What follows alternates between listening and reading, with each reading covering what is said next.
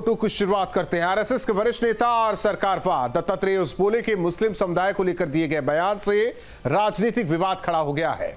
UP के संतकबीर नगर में कार्यक्रम में होसबोले ने हिंदू धर्म को सर्वोच्च बताते हुए कहा कि भारत में रहने वाले मुसलमानों को पर्यावरण के लिए नदियों और सूर्य की पूजा करनी चाहिए। उन्होंने ये भी कहा कि अगर मुस्लिम सूर्य नमस्कार करते हैं तो इसमें कोई बुराई नहीं है, इससे उनकी धार्मिक स्वतंत्रता पर कोई असर नहीं पड़ेगा। बयान के बाद सियासी गलियारों में तीखी प्रतिक्रिया देखने को मिल रही है। बीजेपी ने सूर्य नमस्कार पर होसबोले के बयान का समर्थन किया, वहीं हिंदू धर्मगुरु ने भी नदी और सूर्य की पूजा से परहेज पर सवाल उठाए। उधर मुस्लिम धर्मगुरु और जानकार बयान को संविधान में दिए गए अधिकार के खिलाफ बता रहे हैं। दो टूक में करेंगे चर्चा, पहले सुनते हैं बयान। हमारे मुस्लिम बंधु भी पर्यावरण के दृष्टि से नदी की पूजा करे तो क्या बिगड़ता है? वो सूर्य नमस्कार करे तो हम कोई विरोध करने वाले हैं क्या? वो प्राणायाम करेंगे तो गलत है क्या? नहीं है। हम ये नहीं कहते तुम ये करे तो वो पूजा छोड़ दो, वो नमाज छोड़ दो, वो इगर्जी मत जाओ, ये तो हम नहीं कहेंगे। योग का एक अंग है। दुनिया के कई देश, कई मुस्लिम कंट्रीज में भी योग शुरू हो चुका है। बाकायदे वहाँ कॉलेज में, यूनिवर्सिटीज में योग के कार्यक्रम चलाए जा रहे हैं। लेकिन कुछ लोग देश में ही अपनी संकीर्ण राजनीति के लिए मन, बुद्धि और शरीर को स्वस्थ रखने वाले योग का विरोध करते हैं। यह निश्चित रूप से दुर्भाग्यपूर्ण है। आप पर्यावरण का सदुपयोग करोगे, आप पर्यावरण से पालित पोषित होगे, आप यहाँ के जलवायु का उपभोग करोगे, यहाँ का जलों का उपभोग करोगे और उनका नमन करने में आपको परहेज है। किसी को अपना धर्म नहीं छोड़ना चाहिए, लेकिन जिस देश में रहते हो, जिस देश की जो है अन्न और उनके सारे संसाधनों का उपभोग करते हो, फिर उनसे आप परहेज क्यों कर सकते हो? हमारे संविधान ने हमको यह दिया है कि हम अपने मजहब के एतबार से और मजहब इस्लाम के एतबार से अल्लाह की इबादत करते हैं और अल्लाह को एक मानते हैं। जिसको दूसरे खुदाओं की और दूसरे मजाहिब के आस्थाओं के मुताबिक अपने अपने मजहब पर अमल करने की जो गुंजाइश दी गई है वो उस पर अमल करें, हमें उस पर कोई एतराज नहीं। लेकिन मजहब इस्लाम में और मुसलमानों से किसी और चीज की परस्तिश करने और पूजा करने की बात करना यकीनी तौर पर यह कॉन्स्टिट्यूशन की खिलाफ वर्जी है। और ऐसे में बड़े सवाल। सूर्य नमस्कार पर होसबोले का बयान, शुरू हुआ सियासी घमासान। सनातन धर्म को बताया महान, शुरू हुआ हिंदू मुसलमान। नदी और सूर्य से सबका जुड़ाव, पूजा के नाम पर टकराव। संविधान में मुस्लिमों को अधिकार, नदियों की पूजा पर विवाद। परंपराएं, प्रकृति का संरक्षण, बयान पर मचारण। इन्हीं सवालों के साथ मेहमानों से चर्चा। आलोक वत्सी, नेता बीजेपी, मेजर आशीष चतुर्वेदी जी, नेता समाजवादी पार्टी, मोहम्मद उस्मान जी, मुस्लिम स्कॉलर, यति मां चेतनानंद जी, हिंदू धर्मगुरु हमारे साथ है। सभी मेहमान जुड़े हैं, आप सभी मेहमानों का दो टूक में स्वागत है। मोहम्मद उस्मान जी, देखिए बात धर्म से हट के हो रही है। प्रकृति की जो हमें नायाब चीजें मिली है उसको संरक्षित करने को लेकर हो रही है। आप चाहे इसे हिंदू के नजरिए से, मुस्लिम के नजरिए से, धर्म के नजरिए से, किसी भी नजरिए से देखिए, ये बात उन्होंने कही है कि जो हमारी परंपराएं हैं वो प्रकृति को संरक्षण करने वाली परंपराएं हैं और उसी को आगे बढ़ाने में मदद कर दे मुस्लिम भाई तो गलत है क्या? ये थोड़ी कहा जा रहा है कि आप पूजा कीजिए, अर्चना कीजिए, घंटी आप वो कीजिए, दीप जलाइए। प्रकृति को संरक्षित करने की बात तो हो रही है। तो देखिए, जहां तक प्रकृति के संरक्षित करने का ताल्लुक है, इसके लिए कहां मेरा इस्लाम मना करता है और इसके लिए कहां इस्लाम धर्म के अनुयायी मना कर रहे हैं। प्रकृति का संरक्षण बिल्कुल अलग चीज है, लेकिन जबरदस्ती किसी के धार्मिक आस्थाओं को ठेस पहुंचाकर उनके साथ जबरदस्ती करना कि आप ये काम करेंगे, ये काम करेंगे, ये तो संविधान में कहीं इसका अधिकार नहीं दिया गया है किसी को भी ये सब करने का। और हरेक को अपने अपने मजहब को, यहाँ पर हमारे जो संविधान है, हमारा जो देश है, वो क्योंकि जिस संविधान से चलने की उसमें बात की गई है, तो चाहे वो अनुच्छेद 25 हो, अनुच्छेद 26 हो, 28 हो, वो हर एक को अपने धर्म के अनुसार आचरण करने का अधिकार भी देता है, उसकी स्वतंत्रता भी देता है और धार्मिक चीजें जबरदस्ती थोपने से मना करता है। तो जब इनका हम अगर बयान देने की बात उसमें करते हैं, तो ये एक तो वही सूर्य नमस्कार को जबरदस्ती करने की बात करते हैं, बाकी सबके लिए भी कि अगर आप ऐसा करेंगे तभी आपको नमाज की अनुमति। मोहम्मद उस्मान जी, ये धमकी जैसा है ना। मोहम्मद उस्मान जी, बात देखिए, वो तो आप किस नजरिए से देखते हैं, बातों को किस तरीके से लेते हैं। ये यतीमा चेतनानंद जी आपको प्रसाद दे रही हैं, आप उसे प्रसाद समझ के खाइए या एक मीठा समझ के खा लीजिए, वो तो आपका नजरिया है। आप सूर्य नमस्कार को योग समझ के कीजिए या वाकई ये हिंदुओं से जुड़ा एक मामला है वो समझ के कीजिए, ये आपका नजरिया है। देखिए, जहां तक योग का मामला है तो योग पर एक पहले भी आपके और हमारे दरमियान कई बार हो चुका है। उसमें हमने जो है सूर्य नमस्कार के अलावा बाकी तमाम योगों को स्वीकार करने की बात की, उसमें कहां दिक्कत की बात। सूर्य नमस्कार के बदले ये बात की, तो उस पर काहे तो जिद है इस तरह। मैं तो कह रहा हूं नाम बदल लीजिए ना आप लोग, नहीं, नाम बदल के। देखिए, हमारा कहना है हम इस जिद में पड़ ही किस लिए रहे हैं, ये इस बात की जिद किस बात के लिए है। ये जो आप इस वक्त एक माहौल चल रहा है, नहीं, जिद किसी बात की, मेरा कहना है कि अगर इस्लाम में कुछ अच्छा है उसे हिंदू भी अपना लेते हैं तो कोई बुराई नहीं, और सनातन में जो अच्छा है उससे मुस्लिम भी अपनाते हैं तो कोई बुराई नहीं है, अगर बात प्रकृति की हो रही है तो। मैं इस पर एक दूसरी बात कहना चाहूंगा। देखिए, जहां तक जैसे मैं इस्लाम धर्म का मानने वाला हूं, तो मैं अपने धर्म की जो आधारभूत चीजें हैं जिनको प्रोहिबिट किया गया है, खासकर ये कि आप किसी दूसरे की इबादत नहीं करेंगे खुदा के अलावा। करते हैं ना सर, कैसे कह रहे हैं नहीं करते, कैसे कह रहे हैं नहीं करते। कलियर शरीफ पर इबादत नहीं होती है, अजमेर शरीफ पर इबादत नहीं होती। ये इबादत नहीं है, नहीं इबादत नहीं है, वो इबादत नहीं है, नहीं वहां जाना इबादत नहीं है। वहां जाकर सिर नहीं झुकाते क्या? उसका दुष्प्रचार किया जाता, वहां जाना नहीं, मैं कह रहा हूं वहां जाकर सिर नहीं झुकाया जाता क्या, मत्था नहीं टेका जाता क्या? अरे मेरी सुनिए बात, जहां तक इबादत की नियत से सिर झुकाने का ताल्लुक है, वो कहीं भी खुदा के अलावा इजाजत ही नहीं है। वही तो बात कह रहे हैं, वैसे ही समझ कर लीजिए यति चेतनानंद जी। अरे समझकर, हाँ समझना ही नहीं, यतिमा क्योंकि ये हिंदुओं से जुड़ा मामला है इसलिए नहीं समझना, बात प्रकृति की हो रही है। देखिए क्यों थोप रहे हैं आप लोग उन पर, वो नहीं करना चाह रहे हैं। देखिए राहुल जी, हमें ये समझना होगा कि सनातन में और इस्लाम में मूलभूत अंतर है, मूलभूत वैचारिक अंतर है। सनातन हर उस वस्तु के आगे या हर उस प्राकृतिक चीज की जो हमें जीवन पूजा देती करता है, जिससे कि उसने कोई भी ऊर्जा प्राप्त की या जिससे कुछ भी वो प्राप्त कर रहा है, हर उस चीज के प्रति कृतज्ञ है सनातन। चाहे वह सूर्य से प्राप्त होने वाली ऊर्जा हो या नदियों से प्राप्त होने वाला जल हो, हम हर उस चीज के प्रति कृतज्ञ हैं, इसलिए हम उनकी पूजा अर्चना करते हैं। लेकिन दूसरी तरफ इस्लाम है जिसकी नीति है भोग्यवाद, वो ऐसी किसी भी चीज को नकारते हैं। उनका सारा जो ध्येय है वो सिर्फ भोगने पर है, जो भी कुछ प्राप्त हो उसे भोग लिया जाए। तो ये दो विपरीत विचारधाराएं हैं, इनको मिलाने का प्रयास ही व्यर्थ है, ये कभी तो आपस में मिल नहीं सकती। तो होश बोले क्यों बोल रहे हैं, हमें नहीं समझ में आ रहा है। दत्तात्रेय क्यों बोल रहे हैं? राहुल जी वो चाहते हैं कि देश में रहने वाला हर व्यक्ति हर उस संसाधन के प्रति कृतज्ञ हो जो संसाधन वो देश के प्रयोग कर रहा है या जो संसाधन उसे उपलब्ध हैं, लेकिन ये संभव नहीं है। दो ऐसी विचारधाराओं को मिलाना जो एक कृतज्ञता वाली विचारधारा है, एक नतमस्तक होने वाली विचारधारा है। मैं आपसे भी कुछ ग्रहण करूंगी तो हाथ जोड़कर मेरा प्रणाम होगा कि राहुल जी से मुझे कुछ प्राप्त हुआ, मैंने कुछ सीखा या मैंने कुछ प्राप्त किया। लेकिन दूसरी विचारधारा ये कहती है कि अगर मुझे राहुल जी से कुछ प्राप्त हो तो राहुल जी का नुकसान पहले कर देना चाहिए ताकि आगे इस चीज का प्रचार प्रसार बंद हो जाए। तो ये दो विपरीत विचारधाराएं हैं।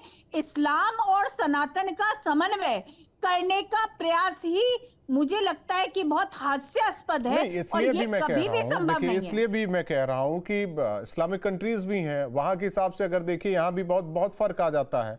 वो तो देश में कहाँ कैसे वो मुसलमान रह रहे हैं, हिंदू कैसे रह रहे हैं, आपके भी सनातन से जुड़े अमेरिका में रह रहे हैं या कहीं इंग्लैंड में रह रहे हैं, दूसरे कंट्री में या खाड़ी देशों में भी रह रहे हैं, तो उनमें भी बदलाव ऐसा नहीं है कि नहीं है।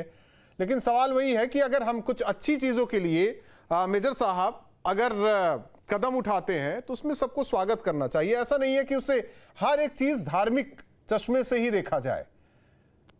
ठीक है, आरएसएस की तरफ से कहा गया है, दत्तात्रेय उसबोली की तरफ से कहा गया है, इसमें निकाल सकते हैं कि ये हिंदू मुस्लिम करने की कोशिश है। लेकिन अगर कुछ बेहतर पहल हो रही है प्रकृति के संरक्षण को लेकर, तो हमें नहीं लगता कि उसे किसी धार्मिक चश्मे से देखा जाना चाहिए।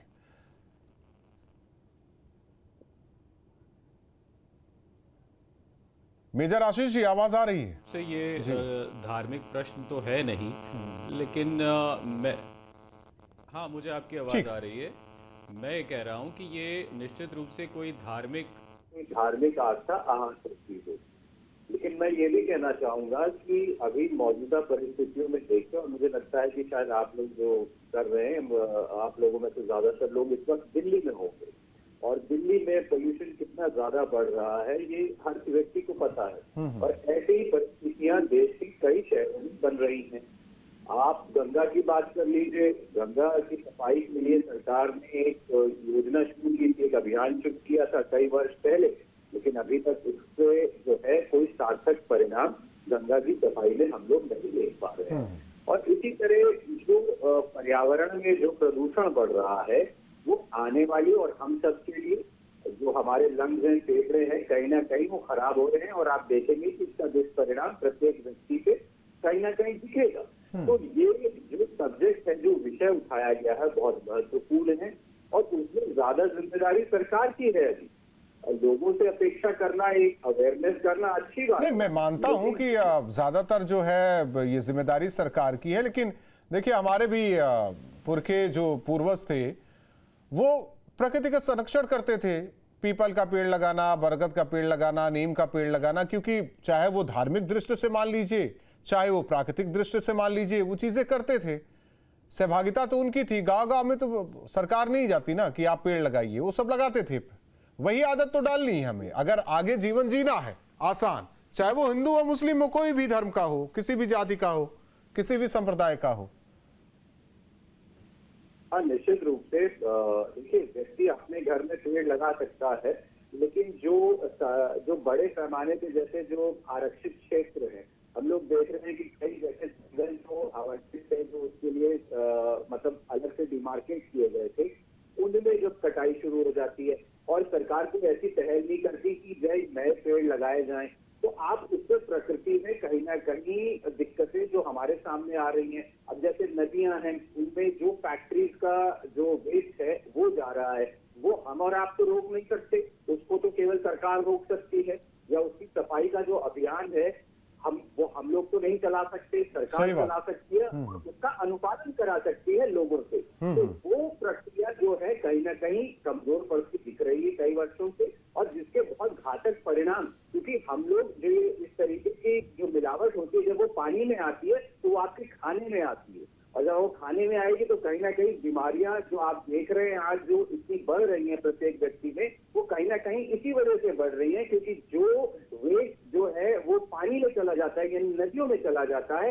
वो आप जब पीते हैं, खाना बनाते हैं, कहीं ना कहीं वो उसमें आ रहा है, या आता है, कड़वा आता है वो पानी, तो वो चीज आ रही है। तो ये एक बहुत गहन विषय है, ये केवल एक बयान दे करके उसको बहस करने से सुलझने वाला नहीं। इसीलिए कह रहा हूं ना, चाहे वो राजनीतिक स्तर पर हो, सामाजिक स्तर पर हो, व्यक्तिगत स्तर पर, और हर स्तर पर इसको समझना और सोचना होगा। आलोक वस्सी, वाकई सवाल बेहतर है मेजर आशीष जी का कि भैया बाद में हिंदू वाली बात मुसलमानों पर डालिएगा, पहले अपनी जिम्मेदारी आप लोग निभा लीजिए। यमुना कितनी साफ हुई, गंगा कितनी साफ हुई, सारी नदियां कितनी साफ हुई, सूर्य को नमस्कार करते रहिए। पहले प्रकृति का संरक्षण जिनके ऊपर जिम्मेदारी है, विभाग भी है, मंत्रालय भी है, वो कर लें, फिर सामाजिक तौर पर करवाने की कोशिश करें। देखिए राजपूत जी, हम शुरू से सबका साथ सबका विकास की बात करके चल रहे हैं, और इसके तहत सिर्फ मनुष्य का विकास नहीं, प्रकृति का भी विकास, गंगा का भी विकास, जमुना का भी विकास, गोदावरी का भी विकास, नर्मदा का भी विकास, सब पे हम कार्यरत हैं। ये पहली सरकार है जो हाथ पर हाथ धर के नहीं बैठी हुई है। अनेकों परियोजनाएं हमारी जल पे भी चल रही हैं और बहुत से कारगर भी हो गई हैं। जल मार्ग से भी हम बहुत जगहों पर लोगों को गंतव्य स्थान पर पहुंचा रहे हैं और कार्गो की भी ढुलाई बड़े स्तर पर कर रहे हैं। जहां तक गंगा के सफाई की बात है, गंगा स्वच्छ अभियान चल रहा है, पूरी जोर शोर से चल रहा है। लेकिन हाँ, अगर ये पूछिएगा कि क्या ये सारे अभियान सफल हो गए, तो मैं कहूंगा अभी नहीं, थोड़ा वक्त और लगेगा, थोड़ा समय और लगेगा, और जन सहयोग की भी अपेक्षा की जाती है इन चीजों को स्वच्छ रखने में। अभी जो मेरे पूर्व में कर्नल साहब या मेजर साहब बोल रहे थे प्रदूषण की बात, तो प्रदूषण में भी जब तक जन भागीदारी नहीं होगी, जब तक प्रदूषण पर पूरी तरीके से काबू नहीं किया जा सकता है। हम सारे अवसाद करते रहें और हम सरकार से एक ऐसा धनवंतरी ढूंढे कि जो एक गोली दे और हमारी सारी बीमारी ठीक हो जाए, ये नहीं हो सकता है। इसके लिए सामूहिक प्रयास, गैर राजनीतिक प्रयास, सभी दलों नहीं को तो मिलकर उसको प्रयास। कहने का तरीका भी होना चाहिए आलोकवश जी कि प्रकृति का संरक्षण में सहयोग करें मुसलमान, लेकिन ये तो ना कहिए कि सूर्य नमस्कार करे और पूजा करे, ये भी तो नहीं होना चाहिए। पूजा करने की बात तो गलत है, लेकिन सूर्य नमस्कार, अरे अगर आप दौड़ते भी हैं तो वो भी एक यौगिक प्रक्रिया है, अगर आप तेजी से चलते हैं तो वो भी एक यौगिक प्रक्रिया है, अगर आप उठक बैठक करते हैं वो भी एक यौगिक प्रक्रिया है। वो तो कहते हैं कि भाई हम तो नमाज करते हैं, वो भी एक योग है। तो कल से क्या आप आपने अपने विद्यालयों में वो नमाज वाली पद्धति अपनाना शुरू कर देंगे क्या कि आप वैसे ही इस्तेमाल कीजिए? फिर आप कहेंगे यही गलत है। मैं मानता हूं कि जिस तरीके से नमाज पढ़ी जाती है वो भी एक यौगिक पोज है, लेकिन वो क्षण भंगुर है, वो चंद सेकंड में खत्म हो जाता है। योग करने के लिए थोड़ा समय चाहिए, वातावरण चाहिए, अकेलापन चाहिए, भीड़ में योग नहीं होता है। और सूर्य जिसके किरण से आपका जीवन अवतरित होता है। डॉक्टर लिखते हैं कि विटामिन डी की कमी पूरी सूर्य का धूप नहीं लेने से होता है। ये तो मुसलमान को भी हो सकता है। विटामिन डी की कमी क्या मुसलमान पूरी करेंगे क्या इस देश में? सिर्फ हिंदू भी पूरी करेंगे। ये किसने कहा कि सिर्फ मुसलमान को पूरी करना है? नहीं तो फिर उन पर क्यों थोपा जा रहा है कि आप सूर्य नमस्कार कीजिए, आप पूजा पाठ कीजिए नदियों का? देखिए, नदियों से हमारा जीवन है, तो नदी का पूजा, नदी को आप इबादत कीजिए, आप नदी के पास जाके नमाज पढ़िए, उसकी इज्जत तो कीजिए। ये किसने कहा कि वहां जाके आप हनुमान चालीसा पढ़िए? कभी भी किसी के धर्म के ऊपर दूसरा धर्म नहीं थोपा जा सकता है। लेकिन जो 30 करोड़ मुसलमान हैं जो खुदा की इबादत करते हैं, उनको जिस मुल्क में रह रहे हैं उस मुल्क की भी इबादत करनी चाहिए। वंदे मातरम बोलने में क्या कठिनाई है उन्हें? वंदे मातरम कोई हिंदू धर्म का गीत नहीं है। वंदे मातरम भारतीयता का गीत है। नहीं, अब कल को फिर आप लोग कहेंगे कि और भी कुछ करना शुरू कर दे, ये तो फिर नहीं सही है ना। मोहम्मद उस्मान जी, देखिए राजपूत जी, इसी देश में बहुत उम्मीद कर रहे हैं आप लोगों से। देखिए, मैं 2-3 बातें अब तक जो आई उनके हिसाब से बात कर देता हूं और सारी चीजें समेटे देता हूं। मैं अच्छा हूं, विचार अच्छा है, लेकिन मैं ही अच्छा हूं ये विचार गलत है। और एक चीज है आदरणीय और एक है पूजनीय। तो आदरणीय इज्जत करना सिखाता है, उसमें कोई दिक्कत नहीं है। हम सब चीज की इज्जत करते हैं, अपने संविधान की इज्जत करते हैं, इन तमाम संसाधनों की इज्जत करते हैं। लेकिन पूजनीय ये हमारे लिए नहीं। वंदे मातरम कहने से नहीं, यहाँ वंदे मातरम की बात नहीं हो रही। आलोक जी प्लीज प्लीज बड़ी देखिए, आलोक जी मुझे टोका टाकी ना करें, ज्यादा बेहतर है।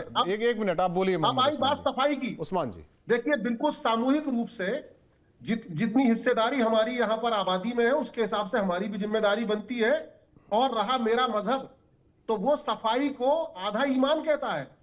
अगर कोई मुसलमान सफाई का ख्याल नहीं रखता, वो गंदा रहता है, गंदगी की फैलाने वाला है, तो वो आधा ईमान तो उसने गंदगी फैलाने पर से खत्म कर दिया। ये मेरा मजहब कहता है। और रहा संसाधनों का इस्तेमाल, तो उन इस्तेमाल करने के लिए इस्लाम का कंसेप्ट ये है कि आप केवल जरूरत भर इस्तेमाल करेंगे और जरूरत से ज्यादा अगर आपने उसका इस्तेमाल किया फिजूल खर्ची अगर आपने की तो आप दोजख में जाएंगे, आपको उसकी सजा झेलनी पड़ेगी। तो ऐसे में वो मेरी तमाम चीजें, जब मैं इस्लाम की बात करूं तो वो जिन बातों को एक तरफा कहने की बात की जा रही है, उसमें केवल पूजनीय के अलावा, यानी उस इबादत के अलावा हमें तमाम चीजों पर बिल्कुल सहयोग करना चाहिए और करेंगे, और इसके लिए हम तैयार हैं। हमारा मजहब इसमें कहीं आड़े नहीं आता है। बस एक ही खास बात कहना चाहूंगा कि हम धार्मिक पद्धति को ग्रहण ना करवाएं एक दूसरे की, और जोड़ने की चीज यहां पर जोड़ने के बारे में कहा जा रहा था कि नहीं जुड़ सकते। देखिए, यहां सारे नागरिकों को जोड़ने के लिए, जितने भी धर्मों के लोग हैं उनको जोड़ने के लिए यहां एक ही चीज है, वो है यहां का संविधान, और उस संविधान के हिसाब से सब लोग जुड़े हुए हैं। रही बात प्रकृति के संरक्षण की, तो मैं यहां से अपने तमाम इस्लाम धर्म के मानने वाले, खासकर हिंदुस्तानी लोगों से यह अपील करूंगा कि वो सफाई में भी आधा ईमान मानकर सहयोग करने की बात करें और संरक्षण की बात करें, जल दोहन में भी परहेज करें, और कहीं भी गंदगी फैलाने से अपने आप को बचाने की कोशिश करें, और अपने अमल से, अपने किरदार से ये दिखाने की कोशिश करें कि हम प्रकृति का संरक्षण करने वाले हैं। बताइए यतिमा चेतनानंद जी, इतनी बड़ी अपील भी कर दी उस्मान जी ने, फिर भी सूर्य नमस्कार कीजिए आप, पूजा कीजिए आप, ये गैर जरूरी चीजें हैं, ये विवाद बढ़ाने वाली चीजें हैं। देखिए राहुल जी, मैं तो आपको शुरू में कह चुकी हूँ, मैं प्रारंभ में ये बात कह चुकी हूँ कि मुझे उस्मान साहब की बात से कोई गुरेज नहीं है, क्योंकि उनका इस्लाम यही कहता है, और दो अलग विपरीत विचारधाराएं हैं। मैं बता चुकी हूँ कि सनातन और इस्लाम का कभी समन्वय संभव नहीं है, ये नहीं हो सकता, इसका प्रयास करना भी हास्यास्पद है। लेकिन मुझे मेजर जो आशीष जी हैं उनका काउंटर करना है। वो सारी जिम्मेदारी सरकार पर डालना चाहते हैं, वो नहीं, वो यहाँ के नागरिकों पर कोई जिम्मेदारी नहीं डालना चाहते। एक हमारे नैतिक मूल्य ये कहते हैं कि हमें एक जिम्मेदार नागरिक बनना चाहिए, और हमारी ये जिम्मेदारी है कि प्राकृतिक जितने संसाधन हमें उपलब्ध हैं उन संसाधनों की हम देखरेख करें, उन संसाधनों को हम इस प्रकार से प्रयोग करें कि हमारे आने वाली आगे की पीढ़ियों के लिए भी वो संसाधन सुरक्षित रह सकें। लेकिन आशीष जी का सारा ध्यान सरकार की योजनाओं पर केंद्रित है। उन्होंने ऐसा नहीं कहा, उन्होंने कहा कि ये देखिए सामाजिक सहयोग की भी जरूरत है। नहीं, मुझे समझ नहीं आता, सामाजिक सहयोग की भी बात उन्होंने कही। जब अपव्यय हम करेंगे तो सरकार पानी का अपव्यय हम कर रहे हैं, जल का, सरकार उसको कैसे संरक्षित कर लेगी? मुझे समझ में नहीं आता। पेड़ हम काटेंगे, पेड़ हम नहीं लगाएंगे, अडानी जी के लिए 50 लाख पेड़ काटे जा रहे हैं। उनको इस बात से भी आपत्ति है, उनको इस बात से भी आपत्ति नहीं, है। लेकिन इस प्रकृति के बीच जो ये हिंदू मुसलमान सूर्य नमस्कार पूजा ये जो आने लगा ना, इस पर सवाल है। करने में आपत्ति क्या है? लेकिन वो विचारधाराओं का मेल नहीं है। दो विचारधाराएं हैं, एक कृतज्ञता वाली विचारधारा है, वही तो मैं कह रहा हूँ यतिमा जी, वही तो मैं कह रहा हूँ कि आप लोग सब कुछ जानते हुए भी विवाद क्यों खड़ा किया जा रहा है, ये भी एक सवाल है। फिर इसे विवादित क्यों बनाया जा रहा है कि अगला नहीं मानेगा? मैं कह रहा हूं शायद ये दिखाने का प्रयास है कि दो संस्कृतियों का समन्वय संभव नहीं है। ये भी हो सकता है, ये हो सकता है, क्योंकि वंदे मातरम पे हम सब ने देखा, इस वंदे मातरम मैं कह रहा हूं हो सकता है, लेकिन फिर भी दिखाने की कोशिश तो हो रही है ना। ये समाजवाद भी कहता है। मेजर आशीष जी, एक मिनट, मेजर आशीष जी जिस पार्टी से आते हैं उनके समाजवाद में सब कुछ हो सकता है। मेजर साहब, ठीक है, एक मिनट, मेजर साहब, हो सकता है कि नहीं हो सकता है? उधर देखिए यतिमा चेतनानंद जी कह रहे हैं कि नहीं हो सकता। हाँ, मैं समाजवाद में तो हो सकता है ना कि वहां भी धार्मिक चीजें आड़े आएंगी। देखिए, इतने वर्षों से इस देश में हिंदू मुसलमान आराम से अच्छे से रहते आ रहे हैं, इतने सालों से, और जो लोग भूल जाते हैं उनको फिर आज एक छोटा सा उदाहरण याद दिलाना चाहूंगा कि अकबर की जो मुल्तलिया सल्तनत थी ना,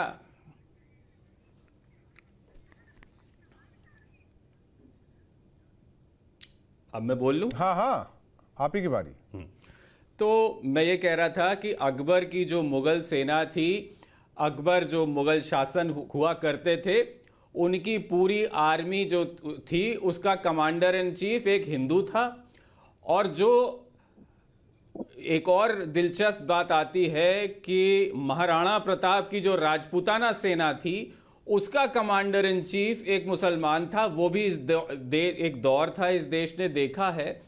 अब सियासत के लिए लोग बहुत कुछ कर रहे हैं कि नदी साफ कैसे होगी, कि भाई उसके बगल में बैठ के कोई हनुमान चालीसा पढ़ेगा और कोई नमाज पढ़ेगा। अगर ऐसे नदी साफ करने का प्रयास किया जा रहा है, बात तो पूरी होने दीजिए।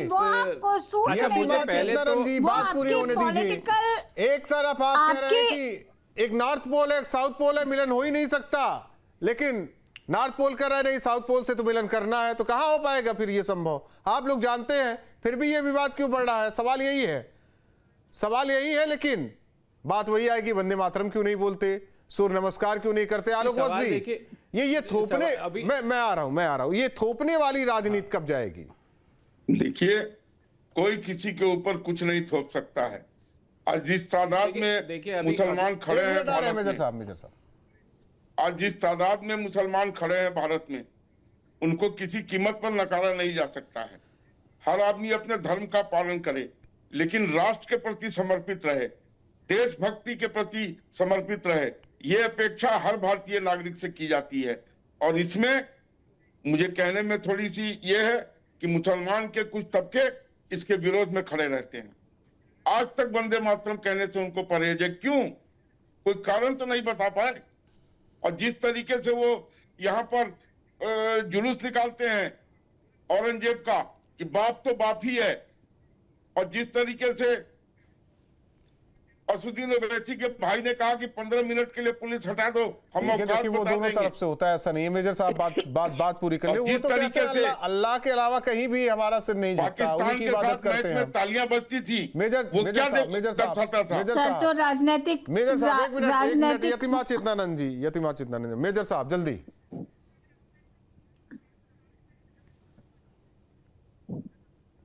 हाँ, मैं बस यही कहना चाहूँगा एक चीज़ और, कि अगर मुझे काउंटर आलोक अवस्थी जी करते तो मुझे शायद उतनी वो नहीं होती। बजाय भाजपा को डिफेंड करने के, मतलब आलोक अवस्थी करते तो समझ में आता कि सरकार मैंने डिफेंड नहीं करा, मैंने तो बहुत क्लियर किया, मैंने तो बहुत क्लियर किया आशीष जी कि दो संस्कृतियों का समन्वय में वो देखिए आम जनमानस तय कर, आम जनमानस अपने वोटों के जरिए तय करती। बहुत बहुत धन्यवाद आप चारों मेहमानों का हमारे साथ दो टूक में जुड़ने के लिए। जाहिर तौर पर दत्तात्रेय होसबोले प्राकृतिक संरक्षण को लेकर ये बयान देते हैं कि कम से कम प्रकृति के संरक्षण को लेकर सूर्य नमस्कार, नदी की पूजा, इस्लाम के हिसाब से इबादत केवल अल्लाह की जाती है। लगातार मुस्लिम प्रवक्ता या जो मुस्लिम स्कॉलर है वो कहते आए हैं। लेकिन सवाल यही है कि एक तरफ जो सनातन को मानते हैं, सनातन को जानते हैं, वो कहते हैं कि ये दोनों अलग अलग है, ये नहीं हो सकता। फिर भी बावजूद ऐसे बयान आखिर क्यों दिए जाते हैं, ये भी जरूरी है। प्रकृति संरक्षण अलग बात हुई, लेकिन उसे किसी पर थोपना क्या सही है?